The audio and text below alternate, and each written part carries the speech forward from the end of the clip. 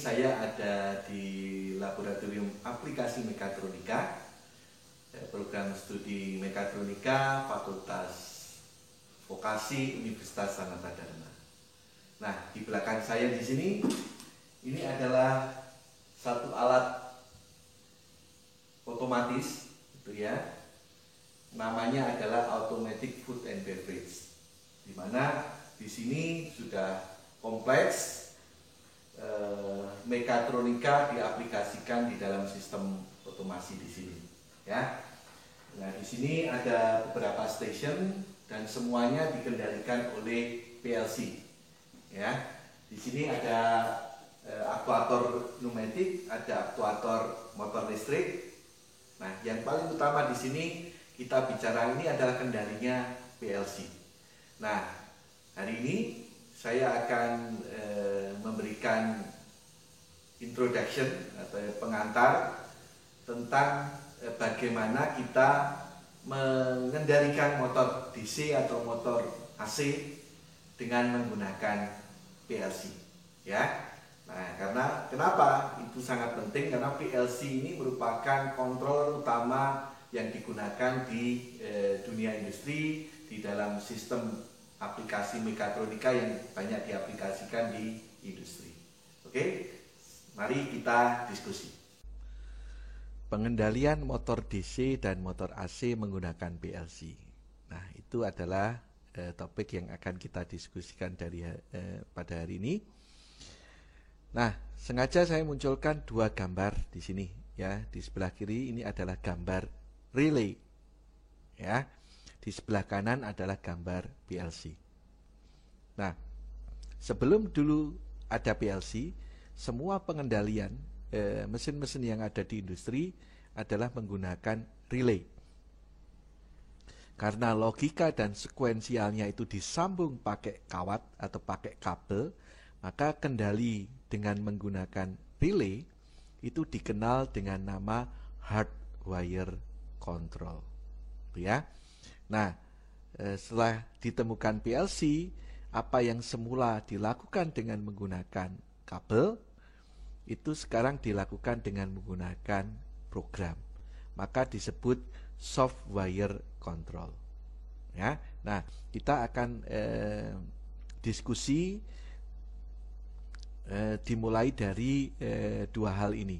Jadi konsep tentang pengendalian, terus hardwire control dan software control, kemudian bagaimana PLC, jenis-jenisnya dan sebagainya, gitu ya. Nah, bicara tentang konsep sistem kendali, maka kalau kita lihat di sini, ini ada satu pembagian beberapa komponen yang ada di sini. Arah aliran sinyal kendali itu dari bawah ke atas. Oke, berarti nanti di dalam sistem kendali kita itu pasti ada namanya elemen input, ya. Nah, elemen input ini kita bagi, kalau kita sistem kendali pneumatik atau hidrolik, kalau yang di sebelah kanan kita sistem kendali yang berbasis elektrik. Elemen kendali itu berupa tombol, sensor dan sebagainya, ya. Terus kemudian setelah input elemen, ya, setelah input elemen itu berupa tombol dan sensor, kita masuk ke processing element atau elemen pemroses, elemen kendalinya. Itu dikenal dengan kontaktor atau relay, ya. Terus kemudian final control element dan actuating devices. Final control element dan actuating devices ini adalah output element, ya. Kenapa ada final control element dan actuating devices? Karena processing element ini tidak bisa langsung dikoneksikan ke actuating devices, ya. Butuh driver di sini. Final control element ini adalah driver. Di dalam sistem pneumatik hidrolik, driver itu adalah directional control valve atau solenoid valve. Kalau di dalam sistem elektrik itu adalah power contactor, ya. Nah, di sini kontaktor yang ada di sini, ini yang dimaksud itu adalah koilnya dan kontak untuk kendalinya, NO maupun NC-nya. Sedangkan power kontaktor di sini itu adalah kontak di dalam kontaktor yang digunakan untuk menghubungkan power, gitu ya. Nah, karena di sini arusnya besar, tegangannya besar, di sini tidak bisa menggunakan arus yang besar, tegangan yang besar, maka dibutuhkan di sini driver atau final control element. Kalau kita sederhanakan, terbagi menjadi input, control, output. Ini alirannya dari atas ke bawah. Input berupa tombol atau sensor. Control itu bisa berupa hardwire control, tadi dengan menggunakan kontaktor, relay, atau programmable logic control. Ini adalah software control, ya, di mana pengkabelan yang semula logika yang semula dilakukan menggunakan kabel, di sini menggunakan program. Sedangkan output ini kita bagi elektrik, elektroneumatik, dan elektrohidrolik, ya. Nah, tadi untuk output itu dibagi menjadi final control element, ya, di sini tadi, dan actuating devices, ya. Jadi output yang ada di sini, ini yang saya sebutkan di sini adalah sudah merupakan gabungan dari final control element dan actuating devices. Nah, lebih jelasnya di sini. Jadi kalau kita bicara hardwire programmable dan programmable logic control, itu hardwire control, software control, maka di sini controller yang ada di sini itu disambungnya dengan menggunakan kawat atau kabel. Nah, sedangkan controller di sini disambungnya dengan menggunakan software atau program, gitu ya. Sedangkan input dan output tetap disambung secara sama antara yang di hardwire control maupun software control. Nah, Anda lihat di sini bahwa semua baik rangkaian untuk kendali maupun rangkaian untuk daya semua disambung menggunakan kabel. Kalau di sini yang disambung menggunakan kabel hanya input dan outputnya, sedangkan rangkaian kendalinya di sini menggunakan program. Nah, mengapa hardwire control itu perlu diganti? Karena memang kita punya masalah jika kita kendalinya menggunakan hardwire control.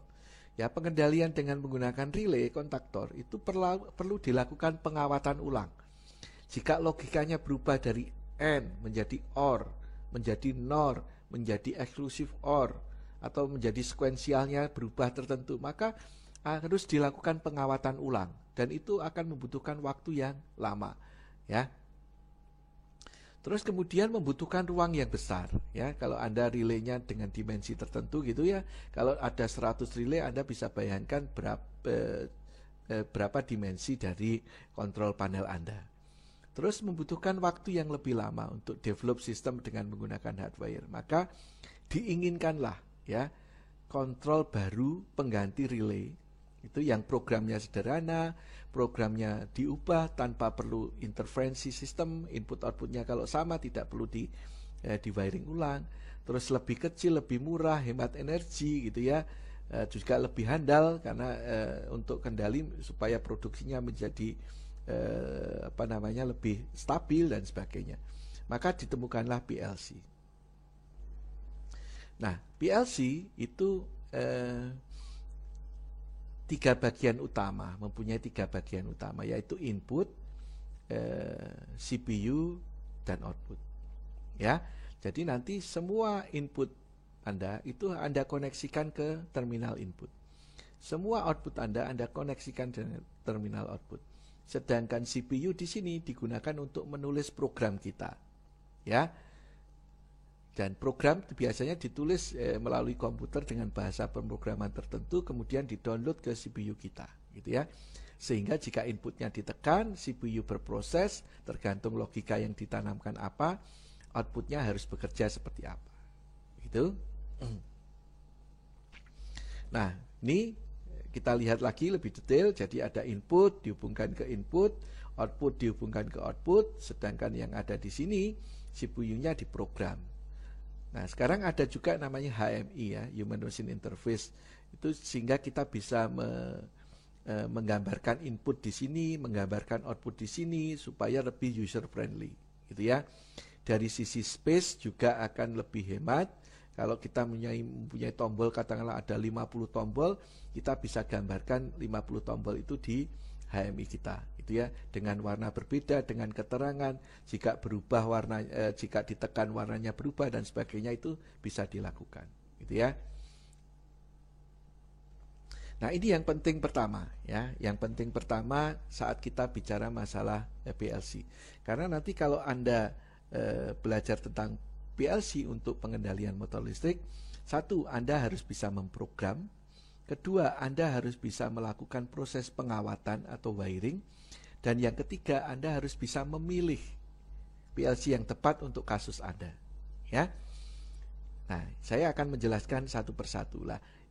Ini, ya, gambar yang ada di sini ini akan menjadi informasi penting buat teman-teman untuk melakukan proses wiring. Yang di atas ini adalah gambar dari digital input. Oke, kalau kita input di dalam PLC itu ada yang digital, ada yang analog. Maka kalau Anda inputnya adalah input digital, maka PLC-nya harus Anda pilih yang PLC dengan digital input. Nah, ini adalah cara menyambung PLC dengan digital input. Anda lihat di sini, digital input yang ada di sini ternyata harus dihubungkan ke sumber DC, ya.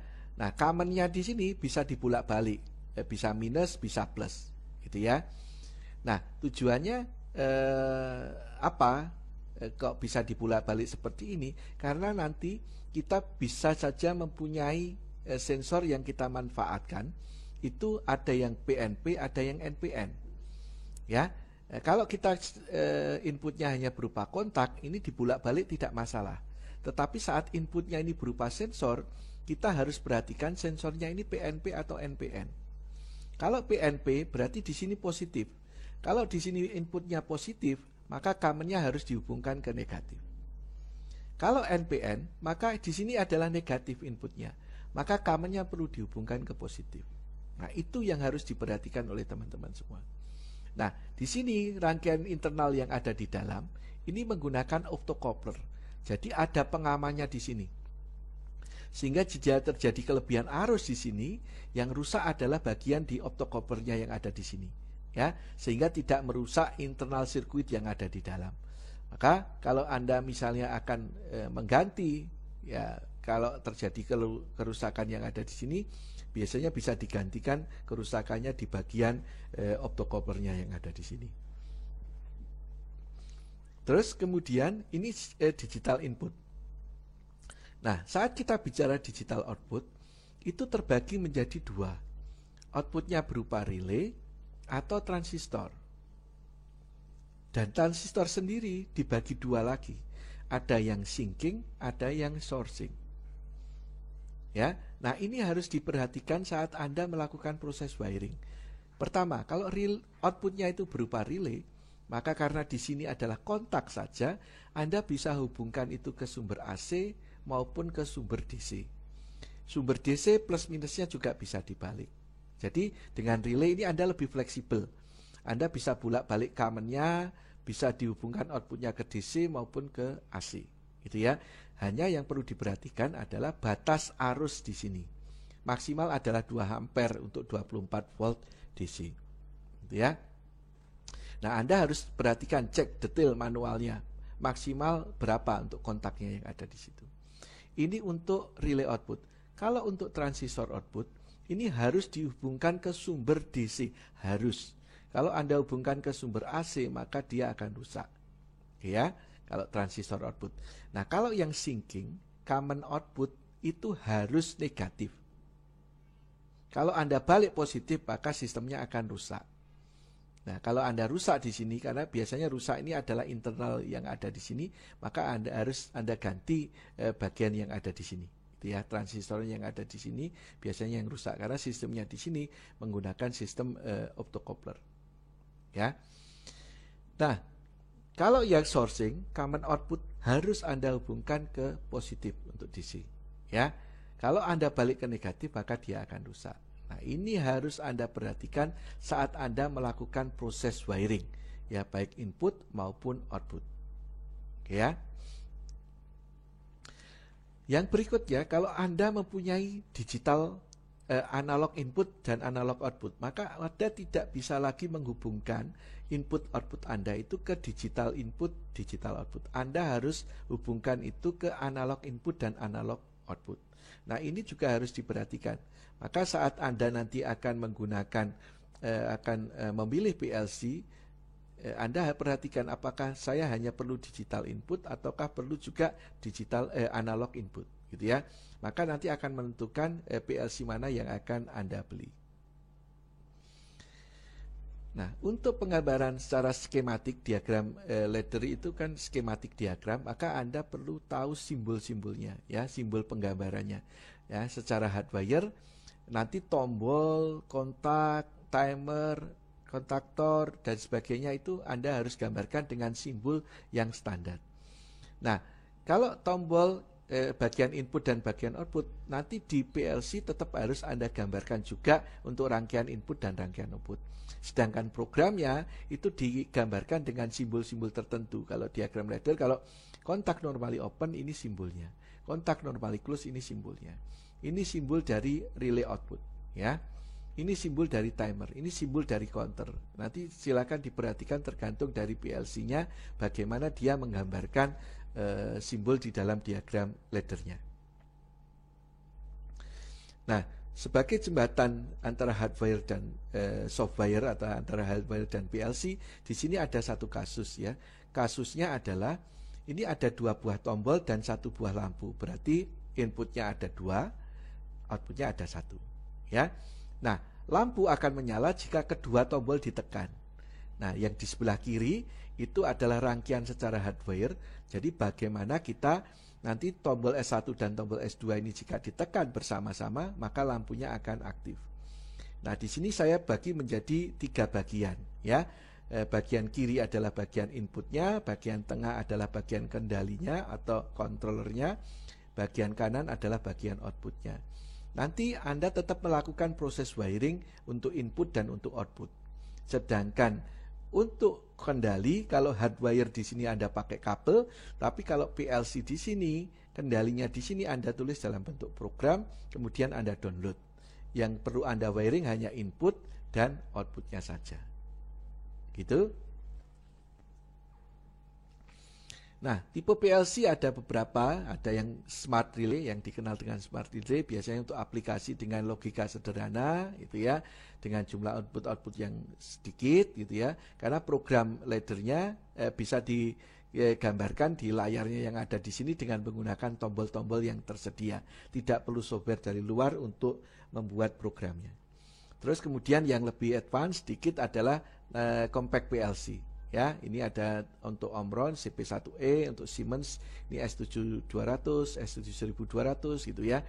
Nah, smart relay ini ada yang untuk yang Zen, ada yang Zelio, ada yang Logo dan sebagainya gitu ya. Nah, kemudian yang tipe yang besar untuk pengendalian yang skala besar, misalnya jumlah input output yang banyak, kita menggunakan modular PLC. Nah, kalau yang compact PLC ini input outputnya sudah built-in. Kalau di sini terpisah gitu ya, CPU dan input output modul ini terpisah, sehingga Anda bisa membeli input output modul sesuai dengan jumlah yang kita inginkan. Kalau untuk CPU S7300 yang ada di sini, ini 32 input output yang bisa dipasangkan di sini. Kemudian kalau kita lihat detail bagaimana modular PLC ini bisa dipasangkan, ini biasanya ada rack-nya. Maka input output yang ada di sini baik CPU-nya, input output modulnya ini bisa Anda pasangkan di dalam satu rack di situ. Nah, untuk pemrogramannya kita menggunakan software tertentu. Kalau Siemens itu menggunakan Step 7, sekarang dikenal dengan TIA Portal. Terus Omron itu menggunakan CX Programmer. Ya, tentunya ada bahasa yang lain, misalnya kalau Schneider, untuk PLC Schneider ada yang menggunakan saw machine gitu ya bahasanya. Nah, bahasa pemrograman PLC, semua PLC pasti ada namanya bahasa ladder. Jadi karena apa? Karena memang bahasa ladder ini adalah sama persis dengan bahasa teknik kendali saat menggunakan hardwire. Saat dulu ingin diubah program dengan menggunakan PLC, catatannya pemrogramannya sama dengan pemrograman yang dilakukan sebelumnya. Maka semua PLC pasti ada bahasa laddernya. Nah tentunya bagi orang kendali akan lebih mudah menggunakan bahasa ladder itu sebagai bahasa pengendaliannya. Tapi ada beberapa tertentu yang lebih suka menggunakan statement list atau mnemonic. Ya, sebetulnya ini logika yang sama, logika N, tapi kalau digambarkan atau diprogram secara statement list mnemonic, ini adalah caranya. Terus kemudian kalau kita menggunakan function block diagram, ini adalah caranya. Bagi teman-teman yang biasa elektronika, digital, maka akan lebih suka menggunakan function block diagram. Sedangkan bahasa yang standar internasional di IEC 61131-3 itu ada 5 bahasa yang digunakan. Tadi sudah ada ladder, sudah ada instruction list, sudah ada function block, maka ada juga namanya sequential function chart dan structure tag. Kalau sequential function chart ini biasanya digunakan untuk pemrograman sequential mesin gitu ya, akan lebih mudah menggunakan sequential function chart. Kalau structure tag ini mirip dengan bahasa Pascal, bahasa C gitu ya, maka bagi teman-teman yang biasa memprogram menggunakan bahasa Pascal, bahasa tingkat tinggi misalnya bahasa C dan sebagainya, maka pemrograman PLC dengan structure check ini akan lebih mudah.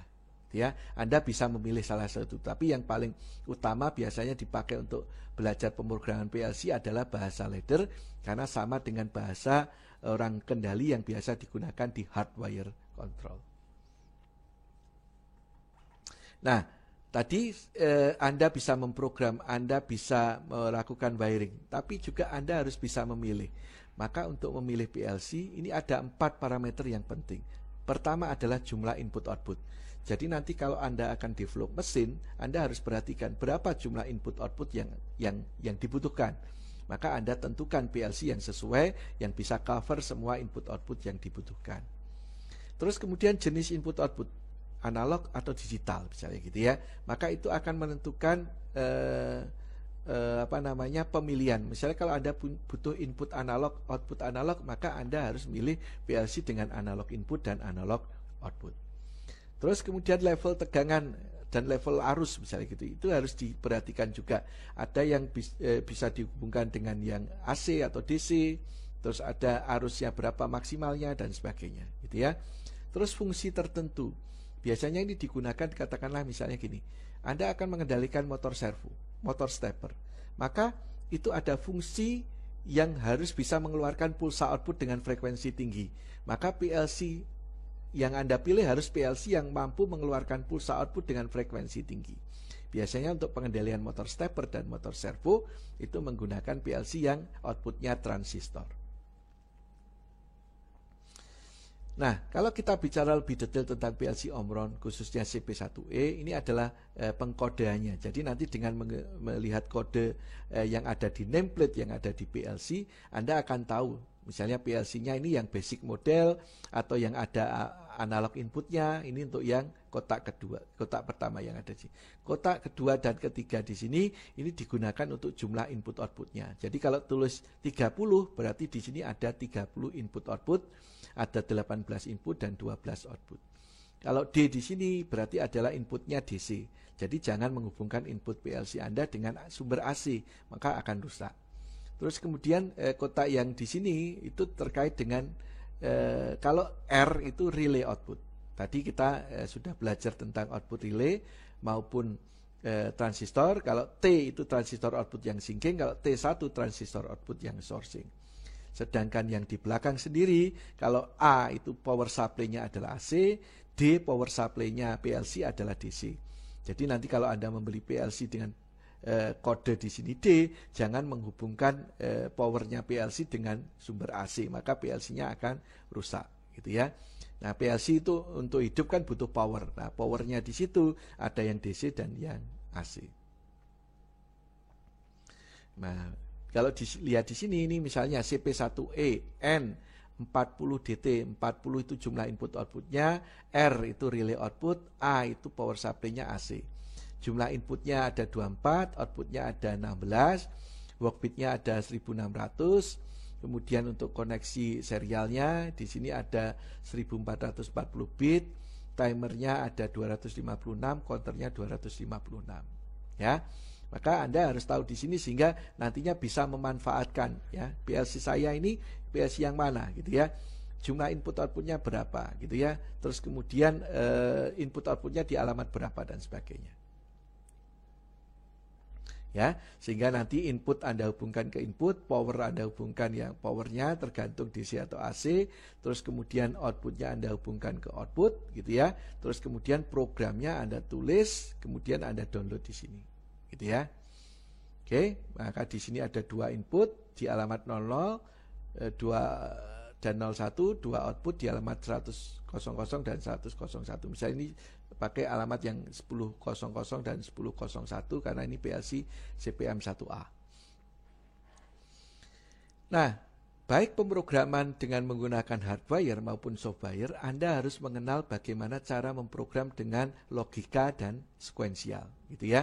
Karena bagaimana sistem bekerja, mesin bekerja ini harus ada logika atau sekuensial yang ditanamkan di dalam otak kita, baik hardwire maupun PLC. Ya, nah kalau kita bicara logika, maka ada logika AND, logika OR, logika NAND, logika NOR dan sebagainya, gitu ya. Misalnya di sini ada dua input, maka ada dalam tabel kebenaran kita ada 2/2 input. Ya, berarti ada 4 kemungkinan mati semua, kemungkinan hidup salah satu, kemungkinan hidup semua. Nah, logika AND itu dia akan aktif jika keduanya diaktifkan, kedua input aktif. Logika OR itu akan aktif jika minimal satu input aktif. Logika NAND itu adalah not AND, berarti AND-nya ini dinotkan, ya, yang semula 0 jadi 1, yang semula 1 jadi 0. NOR, not OR, berarti yang semula 0 jadi 1, yang semula 1 jadi 0. Oke, exclusive OR itu dia akan hidup jika inputnya berbeda. Jika output inputnya sama, dia akan mati.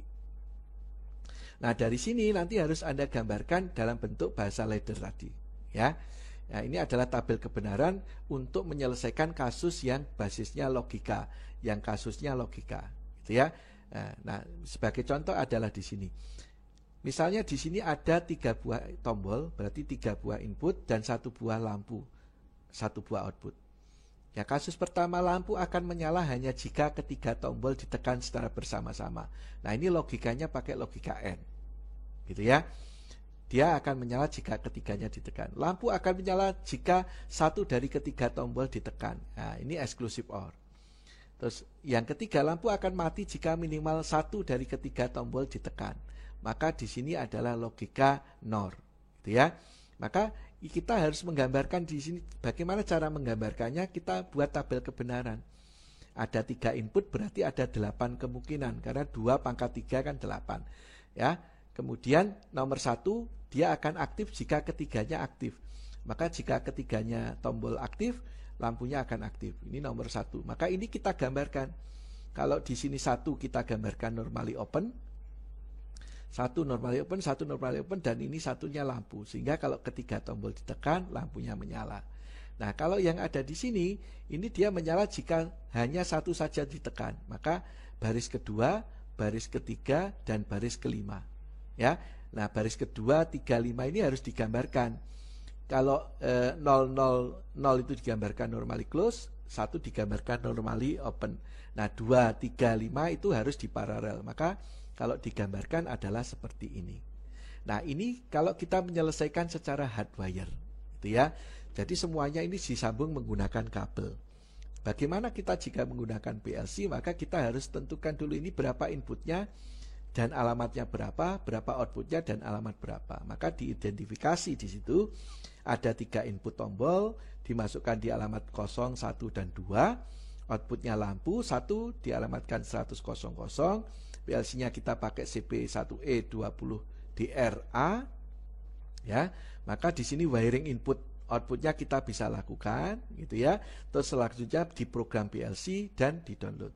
Ya, mari kita selesaikan bersama wiringnya dan programnya. Kalau yang kedua, ya. Yang kedua, Ini karena inputnya dan outputnya sama, maka wiring input output ini juga sama. Nah, kalau wiring input output ini sama, yang berbeda nanti apa? Tinggal programnya. Jadi apa yang tadinya digambarkan secara hardware di sini, ini harus ditulis dalam bentuk program dan di-download, ya. Maka kita bisa menyelesaikan baik secara hardware maupun secara PLC, ya. Nanti bagaimana perbedaannya? Jadi yang satu ini semuanya disambung pakai kabel, input, kendali dan outputnya. Kalau ini yang disambung pakai kabel, nanti hanya input output, pengendaliannya menggunakan program. Oke.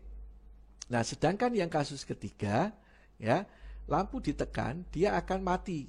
Minimal satu saja ditekan. Maka ini yang digambarkan. Kalau 0 kan digambarkan normally close. Maka normally close, normally close, normally close.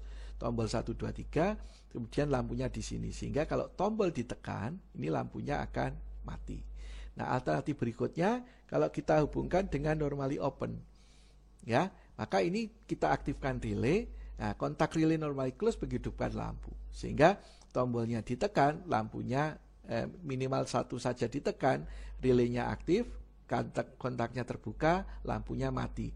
Kalau tidak ditekan, ini dia akan hidup. Oke, ini secara hardware. Bagaimana secara software? Karena inputnya sama, wiringnya juga tetap sama, outputnya sama, juga wiringnya sama, ya. Yang beda hanya programnya. Jadi yang semula di sini input program input control atau kendali output itu pakai kabel semua. Sekarang yang PLC hanya input dan output pakai kabel, sedangkan programnya menggunakan tidak menggunakan kabel tapi menggunakan software, gitu ya. Oke. Ini diselesaikan untuk kasus yang pertama, ya. Jadi untuk kasus yang pertama ada 3 buah tombol, ya. Tombol ketiganya ditekan, lampunya menyala. Jadi logika N tadi sudah secara hardware. Maka untuk secara PLC kita harus identifikasi tadi inputnya ada 3 itu dihubungkan ke alamat mana saja, terus outputnya dihubungkan alamat mana saja, kemudian kita lakukan proses wiring dan selanjutnya kita buat program. Nah, 3 kasusnya tadi ada 3 kasus itu semuanya wiringnya sama karena inputnya tetap sama 3, outputnya adalah 1 lampu, ya. Oke, mari kita lihat di sini. Ini adalah wiringnya. Jadi ini adalah PLC kita. Oke, PLC kita pakainya CP1E. Misalnya di sini N30DR, misalnya gitu ya. Misalnya kalau di sini A, gitu ya. Maka ini harus kita perhatikan.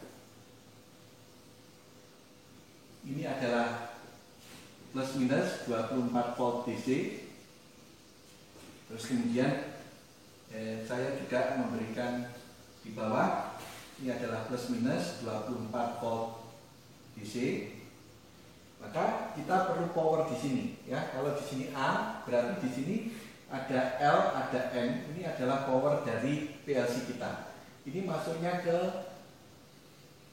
ya, 220 volt AC, ya. Di sini kita gambarkan seperti ini. Oke. Nah, ini karena inputnya berupa tombol, maka common input itu bisa positif atau negatif, ya. Misalnya kalau common input saya masukkan di sini ke negatif, di sini adalah common input, maka tombol 1 ini harus saya masukkan ke positif, ya. Ini masuk ke alamat 000. Terus kemudian ini adalah tombol 2, ya. Ini masuk ke alamat 001, gitu ya. Ini simbol tombol. Terus kemudian ini adalah tombol 3, masuk ke alamat 0002. Ini adalah simbol tombol. Ini adalah TB1, ini adalah TB2, ini adalah TB3. Oke, wiring inputnya sudah selesai. Terus kemudian wiring outputnya, karena hanya 1 lampu, di sini kita hubungkan ke alamat 100, ya. Maka common ini terserah kita hubungkan ke mana, misalnya ke positif, maka di sini kalau kita hubungkan ke lampu, maka lampu harus kita hubungkan ke negatif.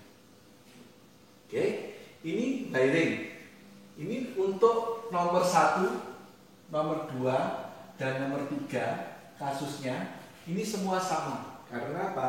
Karena jumlah input dan outputnya sama. Yang berbeda hanya nanti programnya.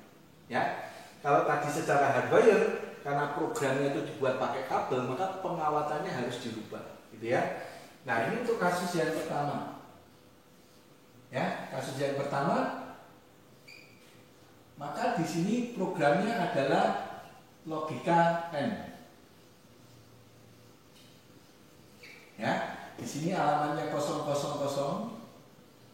0001 dan 0002. Ini adalah 100.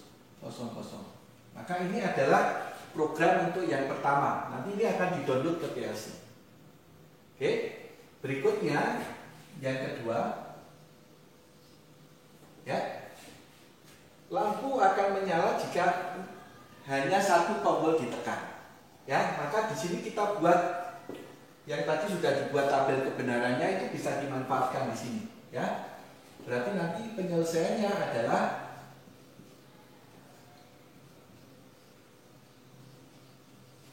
maka di sini inputnya 000 sama, terus ini 0001, ini 0002, gitu ya.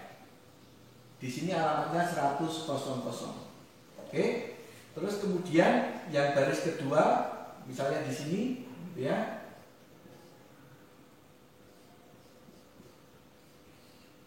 Ya, ini alamatnya sama, 0001 dan 0002. Ya, kemudian baris ketiga, ya, ini alamatnya 000, 0001, 0002. Ya, sudah selesai untuk yang program yang kedua. Ya, nah ini tidak pakai kabel, tapi semuanya pakai program. Kita menggunakan software tertentu. Sedangkan yang ketiga, ya, tadi sudah kita lakukan proses wiring, maka kita buat programnya.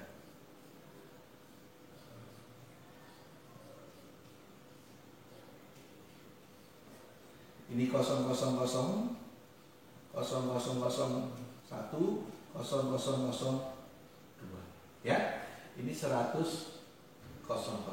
Sehingga di sini satu saja ditekan, lampunya mati. Selesai, ya.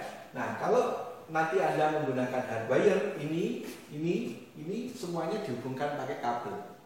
Kalau menggunakan PLC, maka yang dihubungkan kabel hanya input dan output. Sedangkan program atau logika dan logika yang ada di sini, ini semuanya ditulis dalam bentuk program. Gitu, ya. Itu kalau logika. Kalau sekuensial, maka bagaimana? Jadi ini dia akan jalan secara berurutan. Maka untuk menyelesaikan kasus sekuensial, Anda perlu membuat diagram sekuensial, kemudian Anda terjemahkan ke dalam bahasa ladder. Sehingga Anda harus tahu menerjemahkan kasus Anda ke dalam diagram sekuensial, terus kemudian dari diagram sekuensial diterjemahkan dalam bentuk bahasa ladder. Nah, ini untuk sekuensial. Nah, termasuk untuk inputnya sendiri, di sini bisa saja inputnya berupa logika tertentu. Misalnya inputnya tidak satu, ada dua input. Maka input yang ada di sini, kalau dua-duanya aktif, output satu aktif misalnya. Maka dua-duanya aktif di sini, inputnya berupa logika N, gitu ya. Nah, kita masuk ke dalam satu kasus. Misalnya kita ada tombol 1, ada tombol 2, dan ada timer. Kemudian lampunya ada lampu 1 dan lampu 2. Jika tombol 1 ditekan, maka lampu 1 akan menyala. Selanjutnya jika tombol 2 ditekan, lampu 1 mati dan lampu 2 akan menyala selama 5 detik. 5 detik kemudian lampu 2 akan mati dan sistem terreset. Gitu ya.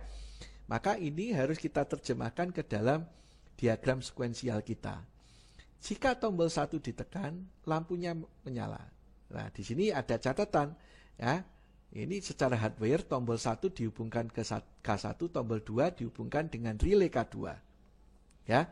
Nah, sehingga tombol 1 di sini Anda nanti tulisnya adalah K1 plus. Karena apa? Tombol 1 dihubungkan dengan relay K1, tombol 2 dihubungkan dengan relay K2. Nah, jika tombol 1 plus atau relay K1 aktif, maka ini mengaktifkan K3, gitu ya. Ini akan menghidupkan lampu 1. Selanjutnya jika tombol 2 ditekan, mengaktifkan K4, maka akan mematikan lampu 1, menghidupkan lampu 2, dan mengaktifkan timer. Jika timernya sudah terpenuhi, maka akan menghidupkan K5, ini akan mereset ke sistem. Nah, diagram sekuensial ini harus kita terjemahkan dalam bentuk diagram ladder. Nah, kalau ini secara hardwire, ini ada tombol 1, tombol 2 yang dihubungkan K1, K2. Ini kita gambar terlebih dahulu inputnya. Tombol 1 kan dihubungkan ke relay K1, maka di sini tombol 1 ditekankan K1 aktif, maka di sini tombol 1 di sini digantikan K1. Ya, kemudian Anda buat rangkaian latching atau penguncian. Nah, yang mematikan siapa di sini? Ini adalah K5. Kenapa kok K5? Karena di sini di-reset oleh K5. Ya, ini ada reset oleh K5. Maka di sini K5 ini digambarkan kenapa? Karena di sini sequence terakhir itu mengaktifkan K5 yang mereset sistem. Oke. Nah, kemudian di latching dengan kontak K3 ini menghidupkan K3. Selesai digambar. Terus yang kedua, jika tombol 2 kan K2 aktif, dia akan mengaktifkan K4, di latching K4. Nah, sebagai syarat K3 ini harus memberi syarat ke K4. Maka di sini ada K3 ini memberi syarat di sini. Maka rangkaian yang ada di baris ke-5, 6 di sini tidak akan aktif jika K3 ini belum aktif. Ya, kalau K3 sudah aktif, baru kemudian jika tombolnya ditekan, K4 jadi aktif. Terus kemudian ini sudah selesai kita gambar. Input terakhir ini kita gambar, jika kontak timernya ini aktif, maka yang terjadi K5 akan aktif, ya, sistemnya akan reset, gitu ya. Di sini yang terakhir tidak perlu kita latching. Nah, ini K4 ini sebagai syarat di sini. Jadi K3 memberi syarat di sini, K4 memberi syarat di sini, ya. K5 yang terakhir ini mereset sistem. Oke, jadi inputnya sudah selesai kita gambar. Nah, sekarang kita gambar outputnya. Nah, tadi tombol 1 tekan K3 aktif ini mengaktifkan lampu. Maka di sini K3 ini mengaktifkan lampu 1. Selanjutnya K4 ini mematikan lampu 1, maka K4 ini mematikan lampu 1 sequence berikutnya. K4 mengaktifkan lampu 2. Sedangkan K4 juga menghidupkan timer. Ya, maka diagram laddernya selesai kita buat. Ini secara hardware. Bagaimana kalau secara PLC? Maka kita harus identifikasi inputnya kita alamat berapa, outputnya alamat berapa, kita lakukan proses wiring. Selanjutnya programnya adalah sama dengan apa yang ada di sini. Ya, di baris ketiga sampai baris ke-10 di sini adalah program yang nanti akan digambarkan dalam bentuk bahasa ladder di PLC. Oke. Nah, itu jika kita menghidupkan lampu. Nah, bagaimana kalau kita menghidupkan motor DC? Ya, nanti kita langsung latihan di sini. Jadi ada kasus bagaimana kita menghidupkan motor DC. Jadi ini motor DC sikat 24 volt. Ini akan berputar clockwise jika tombol 1 ditekan. Selanjutnya motor 1 akan tetap berputar meskipun tombol 1 dilepas, gitu ya. Motor akan berhenti jika tombol 2 ditekan. Maka di sini adalah rangkaian latching, ya, untuk kendalinya itu adalah rangkaian latching, ya. Nah, di sini diminta untuk mengendalikan secara hardwire dan secara PLC. Kalau kita secara PLC, outputnya tidak boleh langsung dihubungkan motornya, tetapi menggunakan relay. Sehingga output PLC di wiringnya itu berupa relay, tidak berupa motor. Nanti masih butuh wiring untuk rangkaian elektrik motor listrik. Kemudian yang terakhir kita program PLC-nya, kita download. Ya, ini untuk kasus pertama, latching untuk motor DC. Untuk kasus yang berikutnya, ya, ini mari kita selesaikan. Untuk kasus yang berikutnya, ya, kita menggunakan motor AC. Ini logikanya sama. Nanti yang berbeda hanya wiringnya saja. Ya, tombol ditekan, motor AC-nya akan aktif, ya, berputar clockwise. Kalau tombol 2 ditekan, motornya akan berhenti. Bagaimana secara hardwire dan bagaimana secara PLC, gitu ya.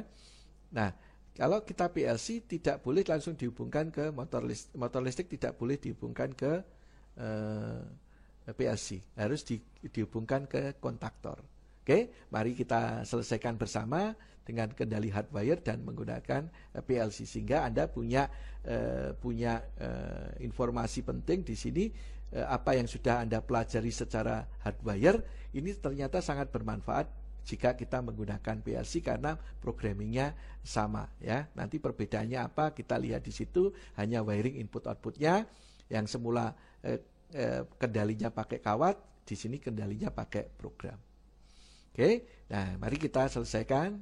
Nah, untuk kasus pengendalian motor DC ya, maka kita perlu menyelesaikan itu secara hardwire dan secara PLC ya. Bagaimana kita akan mengendalikan motor DC dengan kasus kita yang pertama tadi, jika tombol ditekan motornya akan berputar clockwise, tombol 1 ditekan, terus kemudian jika tombol 2 ditekan motornya akan berhenti ya. Nah, ini saya akan hapus dulu. Jadi ini karena kita akan menggambarkan secara hardwire maupun PLC. Oke, sekarang kita akan menggambarkan secara hardwire. Nah, kita harus membagi menjadi dua ya. Satu adalah rangkaian kendali. Ini adalah rangkaian kendali.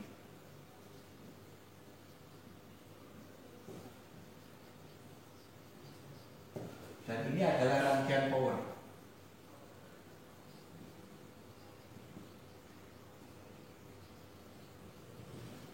Oke.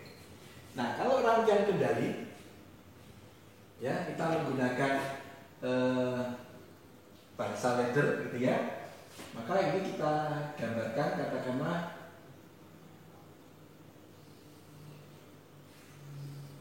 ya, ini plus, ini minus. Maka ini adalah tombol normally close, kemudian ini adalah tombol normally open, kemudian menghidupkan relay K1 ya. Kemudian ini perlu kita latching. Ini adalah K1, ini adalah tombol 1, ini adalah tombol 2 ya. Nah, jika tombol 1 sama tombol 1 ditekan, K1 aktif, terkunci ya, motor akan berputar. Maka kita perlu membuat rangkaian powernya ya. Rangkaian powernya di sini adalah plus minus ya, karena 24 volt ya. Maka di sini adalah rangkaian untuk powernya. Misalnya saya gambarkan seperti ini. Ini adalah K1. Ini adalah motor DC. Oke, maka yang terjadi adalah kalau kita sudah membuat rangkaian kendalinya dan rangkaian powernya ini secara hardwire, kalau ini ditekan ya, tombol 1 ditekan, K1 aktif ya. Kalau K1 ini aktif, motornya bekerja. Anda juga bisa menggambarkan, katakanlah ini pakai 2, ini K1 gitu ya. K1 nya itu aktif, maka motornya akan aktif. Tapi Anda cukup menggambarkan 1 di sini juga bisa, ya. Ini juga bisa. Oke. Nah, ini adalah rangkaian secara hardwire. Ya, bagaimana rangkaian secara PLC? Nah, maka di sini PLC-nya ini secara PLC. Ya, rangkaiannya kita harus perlu mempunyai PLC-nya. Oke, di sini ada tombol plus minus, gitu ya. Oke, terus kemudian di sini ini adalah powernya plus minus, ini PLC CP1E misalnya gitu, misalnya E30DR A, misalnya gitu ya. Maka di sini kita perlu power L, N, 220 VAC. Kenapa? Karena ini A, maka ini butuh power, gitu ya. Terus kemudian kita akan punya dua tombol, gitu ya. Tombolnya saya buat, misalnya ini common, ini saya masukkan ke negatif, maka ini tombol 1 masuk ke 000. Nah, tombol 2 masuk ke 0001. Ya. Sedangkan di sini outputnya common di sini. Kalau saya buat plus, yang outputnya ini harus kita hubungkan ke relay.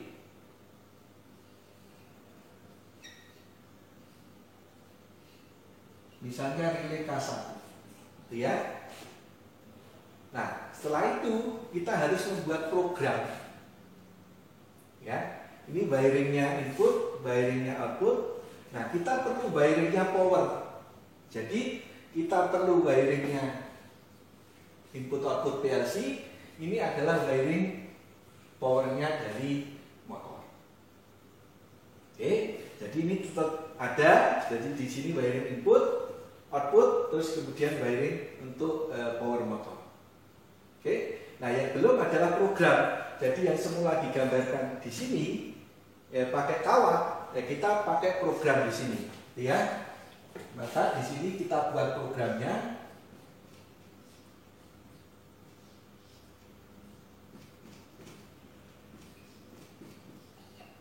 Ini alamatnya adalah 000. Ini adalah 0001, gitu ya. Ini 100, ini adalah 100. Oke, nah program ini nanti dimasukkan ke PLC. Ya, ini untuk kasus yang motor DC. Ya, ini secara hardwire untuk motor DC. Ini secara PLC wiringnya, terus ada wiring input output, wiring power, terus kemudian program. Nah, kalau kita sekarang bagaimana kalau kita motor AC 3 pas? Ya, motor AC 3 pas. Tentunya yang berbeda di sini untuk rangkaian kendali yang ada di sini ini tetap sama. Ya, rangkaian kendalinya sama. Nah, K1 yang ada di sini ini berubah jadi kontaktor. Jadi ini dihubungkan ke A1, A2 kontaktor. Terus kemudian yang berbeda adalah rangkaian untuk dayanya. Yang semula motor DC ini digantikan dengan motor AC, gitu ya. Nah, yang di sini semula plus minus di sini ini adalah sumber dari DC, maka di sini ini adalah R, bisa R, bisa S, bisa T, ya. Di sini adalah N. Ini adalah 220. Ya, maka sistemnya ini untuk kendalinya, sedangkan powernya kita punya R, S, T, ya, kita hubungkan masuk ke dalam kontaktor.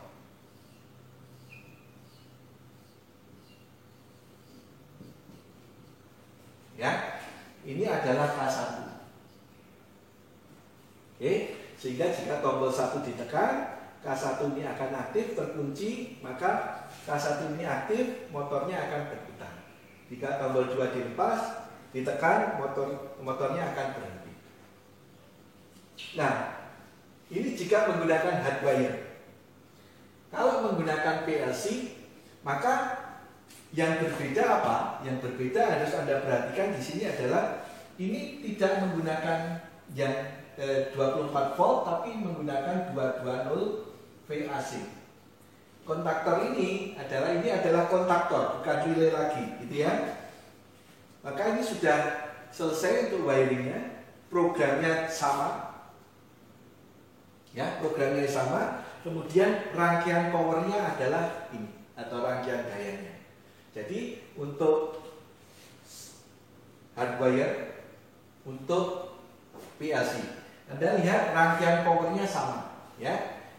Programnya juga sama. Oke, begitu. Ya, ini bagaimana kita menyelesaikan untuk pengendalian motor DC maupun motor AC 3 pas tadi ini dengan menggunakan hardwire maupun menggunakan PLC. Gitu ya. Nah, nanti kasus untuk menggunakan hardwire di sini tentunya untuk rangkaian power yang ada di sini kita menggunakan kontaktor. Kita tidak bisa mengatur kecepatan. Nanti kalau kita menggunakan inverter, jadi nanti tidak menggunakan kontaktor lagi, tapi menggunakan inverter, kita bisa mengatur kecepatannya. Oke, terima kasih. Gitu ya. Ini tugasnya nanti dikumpulkan untuk pemrograman PLC. Ini sedikit lebih kompleks dengan memberikan sensor capacity PNP. Maka Anda wiringnya perlu diperhatikan di situ, karena di sini jelas PNP, maka common inputnya harus dihubungkan ke negatif, gitu ya. Nah, maka bagaimana nanti motor AC ini jika tombol start ditekan, konveyornya bekerja, tombol stop ditekan, konveyornya berhenti. Nah, saat konveyor bekerja, ini membawa botol. Nah, jika sensor mendeteksi botol, maka konveyor akan berhenti selama 5 detik, kemudian jalan lagi. Kalau ada botol, berhenti lagi 5 detik, jalan lagi. Gitu ya. Maka ini tugasnya nanti diselesaikan dengan PLC, ya, buat rangkaian input output PLC, terus rangkaian elektrik motornya, terus buat program PLC-nya, termasuk Anda harus mengidentifikasi input outputnya terlebih dahulu. Begitu, selamat bekerja, semoga sukses. Jika ada pertanyaan, jangan ragu-ragu untuk berdiskusi. Ya, untuk selanjutnya bagaimana nanti kita menggunakan PLC jika untuk mengendalikan motor AC induksi 3 pas, jika tidak menggunakan kontaktor tapi menggunakan inverter, sehingga kita bisa mengatur kecepatan dari motor listrik. Ya, terima kasih.